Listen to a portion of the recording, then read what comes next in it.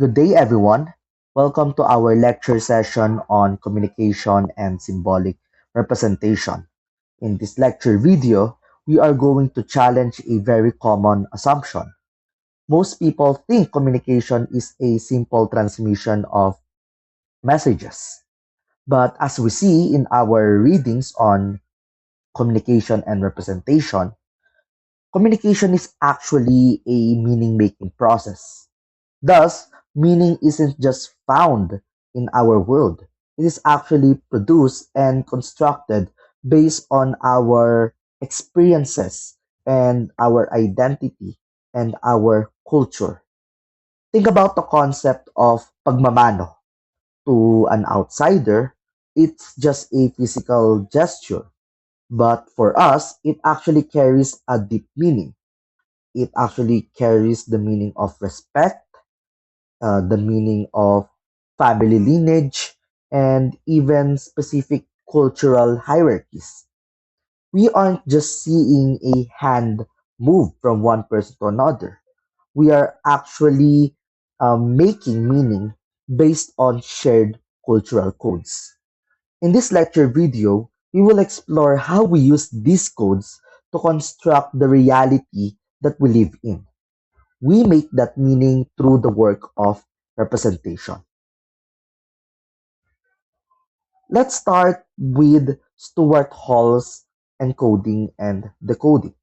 Stuart Hall argues that for a message to have an effect, it must be appropriated as a meaningful discourse. Thus, he introduces two key elements of meaning making: encoding and decoding.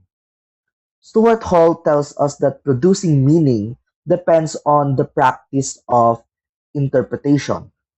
The creator of a message, let's say a director of a film or a TV show, encodes a message.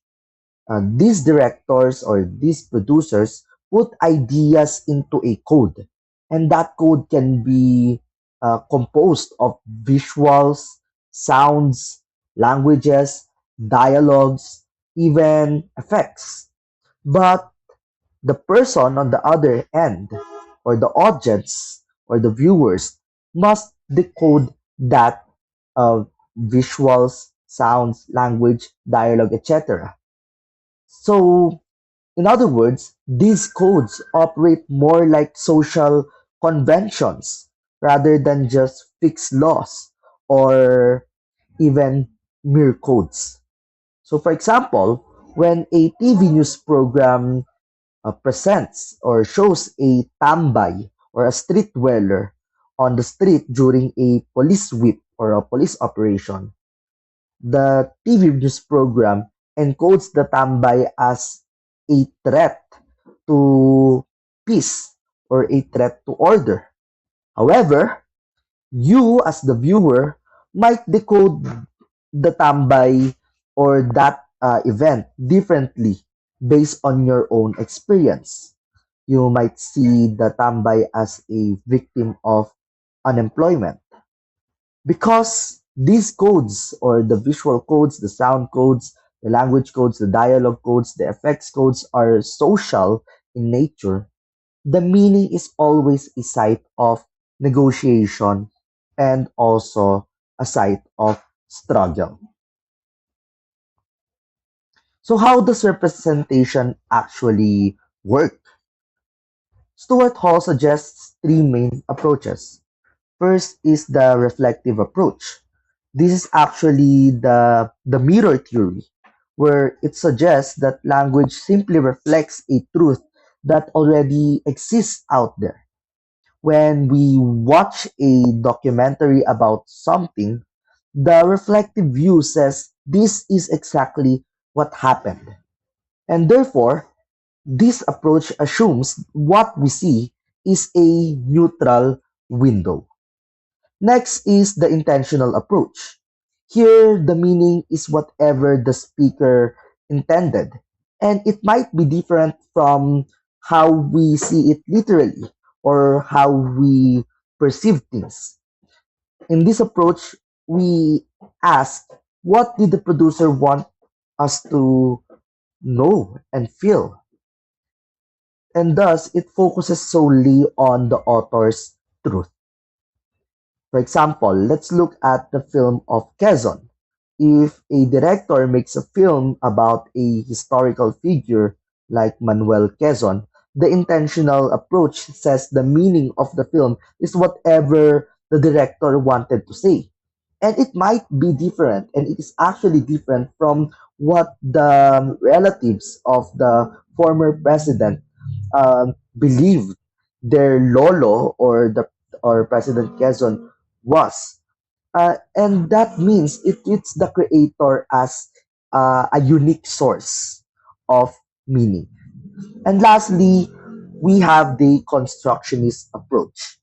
This is the critical perspective that we are studying. This approach argues that things don't have a single or a fixed meaning. Rather, meaning is constructed in and through the use of our language, and therefore it is subjective and multiple. This also means that once communicated and shared to the public, anyone can now own that information because they put their meaning into it. The constructionist approach actually shows us that misrepresentations can actually happen. And if we wish to understand the meaning of something, we must understand both the intentional perspective of the author and where our perspective or interpretation comes from. For example, let's take the word dilawan. When we say the word dilawan, especially in our context, these aren't just colors in our political landscape. This term has been constructed to carry a different baggage, especially when it comes to class or social status, or political beliefs, or even common attitudes. The meaning doesn't exist in the color itself. In fact, we constructed it through our political discourse. To understand how we construct meaning, let's look at semiotics or the study of signs. Ferdinand de Saussure says language is actually a system of signs, and a sign is made up of two parts. The first is the signifier, which is the physical form. For example, the um, the dog, or the sound of bark of a dog, or the word dog. And then there is the signified, which is the mental concept, which is the actual dog, the four-legged animal. This concept of language as a system of signs is very important because it helps us understand how different languages and groups of people construct their reality through the use of various symbols. To elaborate this perspective, we look at Charles Peirce's concept of signifier and signified, and Roland Barthes' denotation and connotation. Charles Peirce added the term interpretant. This is the effect the sign has on the person reading it. The object is the actual reality. The representamen is similar to Saussure's signifier, and the interpretant is the effect or thought it creates in the user, thereby being Saussure's signified. The difference between Peirce and Saussure is that Saussure perceives the objective reality as the signifier, while Peirce believes that the objective reality is still different from how we actually perceive it. And our perception of reality also has different meanings based on our experiences or our identities or our cultures. For example, if we see a yellow ribbon, the objective reality is the yellow ribbon. The representamen is the yellow ribbon worn by a supporter of a certain political party. And the interpretant might be that the yellow ribbon symbolizes support of that party. But if other people especially those who do not have an idea that it was used as a political symbol, they might see the yellow ribbon worn by a person differently. It might not point towards the idea that they are supporting a particular uh, person or a particular party. And then finally, Roland Barthes gives us another way to interpret signs through denotation and connotation. Denotation is the literal meaning or the dictionary meaning, or maybe the reflective approach or the use of the reflective approach. So for example, we imagine a photo of a jeepney, or or how we see the or how we perceive the jeepney, while connotation is the associated meanings based on various cultural codes. So going back to the jeepney example, we might have a different perspective about jeepneys. We might see jeepneys not just as a vehicle, but they are also kings of the road, or a king of the road. We can also we may also have a connotation of jeepney as uh, pila, or we might have a connotation of jeepney as mausok or mainit, but we can also have a connotation of the jeepney as colorful. So through denotation and connotation, Barthes used this concept to uh, to theorize myth making. This is when connotation becomes a fact of culture. So here is where, or here, the myth is where connotations become naturalized. So, for example, the myth of the jeepney is that it actually represents, or it might represent, Filipino ingenuity, but it might also hides the reality of the jeepney modernization struggle. And so here we look at the jeepney as something that is colorful, but we might forget the economic hardship behind it. So now, how do these concepts apply to media content production? Our readings argue that media institutions play a significant role in maintaining societal norms. So the first is that encoding reflects deliberate choices. Producers don't just film, they actually frame. In other words, they select what to show. When a news report shows a protest, do they show the faces of the protesters and thereby humanizing them? Or do they show the traffic jam that they caused and therefore gives a different view of the protest? So that example is actually encoding as a deliberate act of representation. Next is audience interpretation. Decoding proves audiences aren't zombies who passively absorb media content. Instead, we are actually, we as an audience are actually active consumers of media, where our consumption is eventually embedded not just in our culture but also in our identity. Think about the fandom culture. When we become a fan of a celebrity or group, we develop a parasocial relationship with them. Once we develop that relationship, we also start buying the products that they use or endorse, or sometimes do whatever they ask from us, or even defend them when they do something wrong. This may sound that we become blind followers, but because we built a framework of authenticity around that person or that group, their reality also becomes our own reality.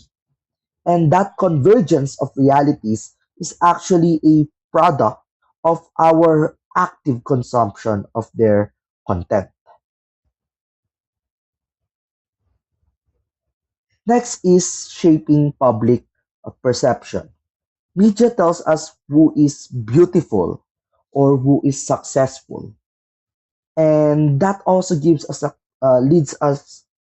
gives us the question of what is our definition of beauty, and why are, for example, lead stars in local television shows are almost always fair skinned.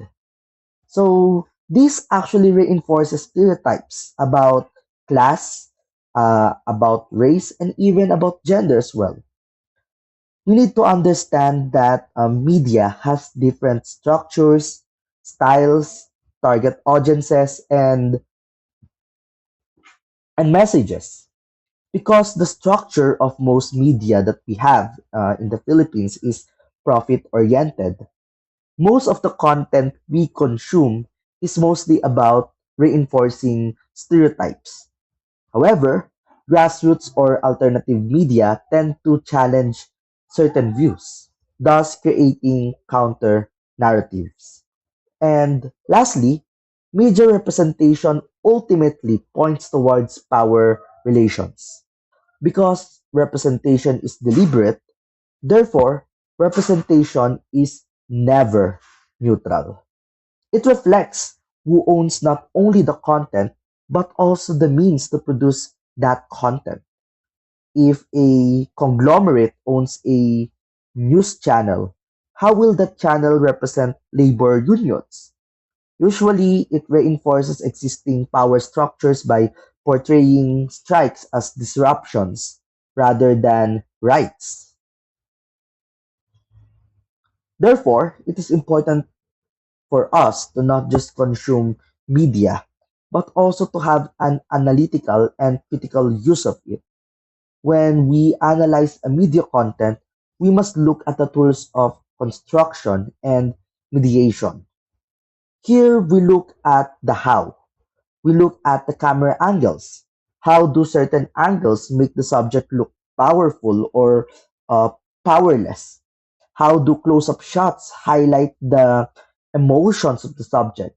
How do wide shots establish the setting? How do producers use language or edit it? And that leads us to mediation or the transformation. Our readings explain that everything we see is mediated and constructed.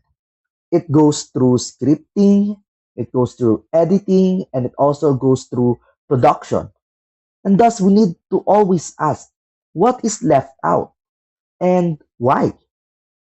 Every production decision is a choice.